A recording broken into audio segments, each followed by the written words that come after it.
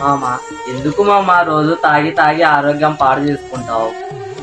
నాకు అమ్మా నాన్న లేరు, నువ్వే నాకు అమ్మా నాన్న. నువ్వు లేకపోతే నేను బ్రతకలేను. ముద్రాలు బాధపడుతుంది.